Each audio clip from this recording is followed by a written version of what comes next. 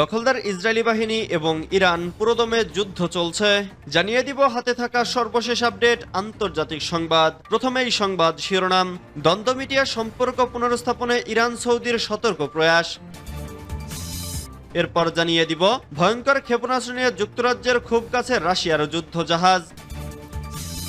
এদিকে এবার ফিলিস্তিন দখলে নিতে ইসরায়েলের গোপন পরিকল্পনা ফাঁস। এরপর জানিয়ে দিব ভারতের রাম মন্দির উড়িয়ে দেওয়ার হুমকি। আরো জানিয়ে দিব বাইডেনকে পদত্যাগ করে কমলাকে প্রেসিডেন্ট করার প্রস্তাব।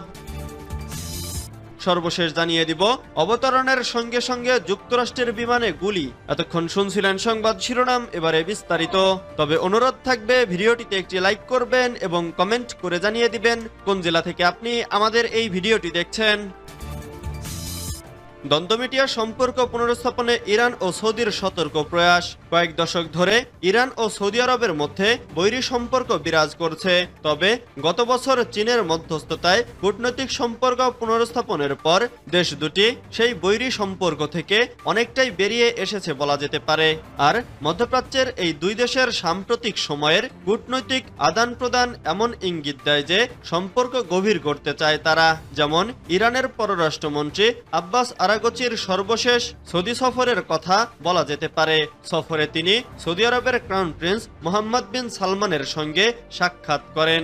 এই দেশ দুটির বৈরী সম্পর্কের ইতিহাস বেশ পুরনো বলা যেতে পারে। 1979 সালে ইরান বিপ্লবের পর থেকেই এমন সম্পর্ক বিরাজ করছে। কয়েক দশকের পরিস্থিতি বিবেচনায় নিয়ে বলা যায় সম্পর্ক পুনরুস্থাপনে দুই দেশের এই চেষ্টা খুবই নতুন এক রাজনৈতিক প্রেক্ষাপট। মূলত রাজনীতিতে ধর্মের ভূমিকা নিয়ে দুই দেশের ভাবনা একেবারেই দুই রকম। আর এখন থেকেই পরস্পর বিরোধী রাজনৈতিক অবস্থানের যাত্রা শুরু। 1979 সালের বিপ্লবের পর ইসলাম নিয়ে ইরান সরকারের বোঝাপড়া ছিল সামাজিক বিপ্লবের জায়গা থেকে। দীর্ঘ সময় ধরে এ অঞ্চলে দেশটি নিজেকে শিয়া মুসলিমদের নেতা হিসেবে মেলে ধরেছে। ভয়ঙ্কর ক্ষেপণাস্ত্র নিয়ে যুক্তরাজ্যের খুব কাছে রাশিয়ার যুদ্ধজাহাজ। মার্কিন নির্বাচনে রিপাবলিকান পার্টির প্রার্থী ডোনাল্ড ট্রাম্প নির্বাচিত হওয়ায় নতুন করে শুরু হয়েছে বিশ্ব রাজনীতির হিসাব নিকাশ। বিশ্বব্যাপী তার এ জয় যুদ্ধ নিয়ে নতুন বার্তা দেবে বলে আশা করা হচ্ছে। এমনকি রাশিয়া ইউক্রেন যুদ্ধ তার জয়ের ছাপ পড়তে পারে। এমন পরিস্থিতিতে ইংলিশ চ্যানেলে হাইপারসনিক ক্ষেপণাস্ত্রবাহী রণতরী নিয়ে মহড়া দিয়েছে রাশিয়া। মঙ্গলবার 12 নভেম্বর বার্তা সংস্থা রয়টার্সের এক প্রতিবেদনে এ তথ্য জানানো হয়েছে। বার্তা সংস্থার বরাতে রয়টার্স জানিয়েছে নতুন প্রজন্মের হাইপারসনিক ক্রুজ মিসাইল দিয়ে সজ্জিত রুশ নৌবাহিনীর একটি জাহাজ ইংলিশ চ্যানেলে মহড়া চালিয়েছে। এছাড়া এটি আটলান্টিক মহাসাগরে মহড়ার প্রস্তুতি নিচ্ছে। রাশিয়ার রাষ্ট্রীয় বার্তা সংস্থা জানিয়েছে মহড়ায় জাহাজের ক্রুরা জাহাজ বিধ্বংসী হাইপারসনিক ক্ষেপণাস্ত্র ও কাউন্টার ড্রিল অনুশীলন করেন। এছাড়া প্রতীকী সেনাদের ওপর বিমান ও সমুদ্র পথে ড্রোন হামলার মহড়া চালানো হয়। রাষ্ট্রীয় বার্তা সংস্থা RIA নর্দার্ন ফ্লিট প্রেস সার্ভিসের বরাতে জানিয়েছে Northern Fleet frigate Admiral Golovko English চ্যানেলে মহড়া চালিয়েছেন। বর্তমানে তারা আটলান্টিক মহাসাগরে মিশন পরিচালনার প্রস্তুতি নিচ্ছেন। এবার ফিলিস্তিন দখলে নিতে ইসরায়েলের গোপন পরিকল্পনা ফাঁস। অবৈধভাবে জন্মের পর থেকেই ফিলিস্তিনের একের পর এক ভূমি দখল করেই বেড়ে উঠছে ইহুদিবাদী দেশ ইসরায়েল। ফিলিস্তিনের পাশাপাশি স্বপ্নের বৃহত্তর ইসরায়েল প্রতিষ্ঠায় লেবানন ও অন্যান্য আরব ভূখণ্ড দখলের স্বপ্নে মেতে উঠেছে কট্টরপন্থী ইহুদি সেনারা। এরই মধ্যে গাজা বেশ কিছু এলাকা দখলের নীলনকশা ফাঁস করেছে মানবাধিকার কর্মীরা। এবার ফিলিস্তিনের অবরুদ্ধ আরেক অঞ্চল দখলে মরিয়া হয়ে উঠেছে ইসরায়েল। সোমবার 11 নভেম্বর কাতার ভিত্তিক সংবাদ মাধ্যম আল জাজিরার এক প্রতিবেদনে এ তথ্য জানানো হয়েছে।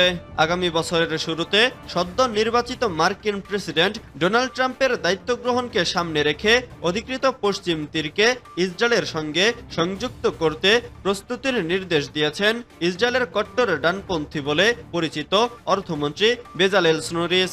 সোমবার দেয়া এক বিবৃতিতে স্নোরিস জানান তিনি আশা করছেন ওয়াশিংটনের নতুন প্রশাসন অধিকৃত অঞ্চলে ইসরায়েলের সার্বভৌমত্বকে স্বীকৃতি দেবে। ভারতের রাম মন্দির উড়িয়ে দেওয়ার হুমকি। এয়ার ইন্ডিয়ার বিমানে নাশকতা চালানোর হুমকির পর এবার গুরুপতম্ব সিং পন্নুনের নিশানায় হিন্দু মন্দির। সেই তালিকায় রয়েছে অযোধ্যার রাম মন্দিরও। নিষিদ্ধ খালিস্তানপন্থী সংগঠন শিখ ফর জাস্টিস এর নেতা পান্নুন নতুন ভিডিও বার্তা প্রকাশ করেছেন। সেখানেই তিনি দাবি করেছেন আগামী 16 থেকে 17 নভেম্বর হামলা করা হবে হিন্দু মন্দিরে। ভিডিও বার্তায় তিনি বলেন, সহিংস হিন্দুত্ববাদ মতাদর্শের জন্মস্থান অযোধ্যার ভিত্তি আমরা কাঁপিয়ে দেব। ওই ভিডিওতে রাম মন্দিরের উদ্বোধনের সময়কার ছবি দেখানো হয়েছে। শুধু রাম মন্দির নয়, আরো কয়েকটি হিন্দু মন্দিরে হামলার হুমকি দিয়েছেন পান্নুন। উল্লেখ্য, গত মাসে এয়ার ইন্ডিয়ার বিমানে নাশকতা চালানোর হুমকি দিয়েছিলেন পান্নুন। যাত্রীদের সতর্ক করে তিনি জানিয়েছিলেন আগামী 1 থেকে 19 নভেম্বর কেউ যেন এয়ার ইন্ডিয়ার বিমানে যাত্রা না করেন। তিনি আরো দাবি করেছেন শিখদের গণহত্যার প্রতিশোধ নিতে এয়ার ইন্ডিয়ার বিমান হামলা চালানো হবে। তবে এয়ার ইন্ডিয়া বিমানে আগেও হামলা চালানোর ছক কষেছিল পান্নুন। বাইডেনকে পদত্যাগ করে কমলাকে প্রেসিডেন্ট করার প্রস্তাব।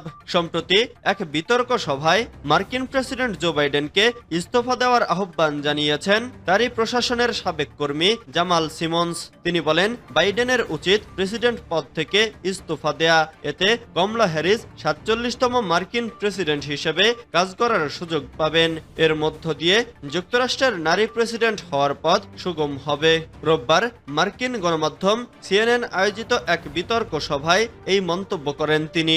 এরপর তিনি নিজের সামাজিক যোগাযোগ মাধ্যম হ্যান্ডেলেও অনুরূপ দাবি তোলেন। তার এই দাবির পক্ষে সমর্থন দিয়েছেন অনেক আমেরিকান। জামালের এই প্রস্তাবের কথা সামাজিক যোগাযোগ মাধ্যমে পোস্ট হতেই তাতে প্রচুর প্রতিক্রিয়া আসতে শুরু করেছে।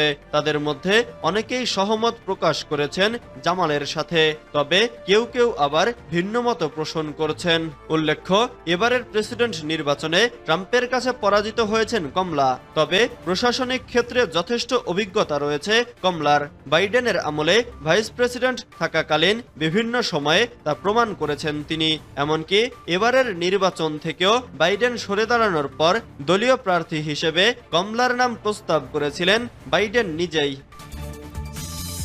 অবতরণের সঙ্গে সঙ্গে যুক্তরাষ্ট্রের বিমানে গুলি। হাইতির রাজধানী পোর্ট অ প্রিন্সে অবতরণ করলে যুক্তরাষ্ট্রের দুটি বিমানে গুলির ঘটনা ঘটেছে। সোমবার 11 নভেম্বর যুক্তরাষ্ট্রের দুটি এয়ারলাইন্স বিষয়টি নিশ্চিত করেছে। খবর এক্সিওসের। গুলির ঘটনার শিকার বিমান দুটির একটি স্পিরিট এয়ারলাইন্সের এবং অন্যটি জেটব্লুও এর। স্পিরিট এয়ারলাইন্স জানিয়েছে তাদের একটি বিমানের ফ্লাইট অ্যাটেন্ডেন্ট সামান্য আঘাতপ্রাপ্ত হয়েছেন। চিকিৎসকরা তার স্বাস্থ্য পরীক্ষা করছেন। আর জেটব্লুও জানিয়েছে তাদেরও একটি বিমান গুলিবিদ্ধ হয়েছে। হাইতিতে মার্কিন দূতাবাস এক নিরাপত্তা সতর্কবার্তায় জানিয়েছে শহরে প্রবেশ ও প্রস্থান করতে গ্যাংদের নেতৃত্বাধীন বাধার বিষয়ে তারা অবগত আছে। আর এসব বাধার মধ্যে সশস্ত্র সহিংসতা এবং রাস্তা বন্দর ও বিমানবন্দরের কার্যক্রমে বাধা দেওয়ার মতো ঘটনা রয়েছে। এই ঘটনার পর পোর্ট অ প্রিন্সের তুষা লুভেরতুর আন্তর্জাতিক বিমানবন্দরে সব ধরনের বিমানের আগমন ও প্রস্থান ফ্লাইট স্থগিত করা হয়েছে। জেটব্লু এক মুখপাত্র জানিয়েছেন তারা 2 ডিসেম্বর পর্যন্ত হাইতিতে সব ফ্লাইট স্থগিত রেখেছে।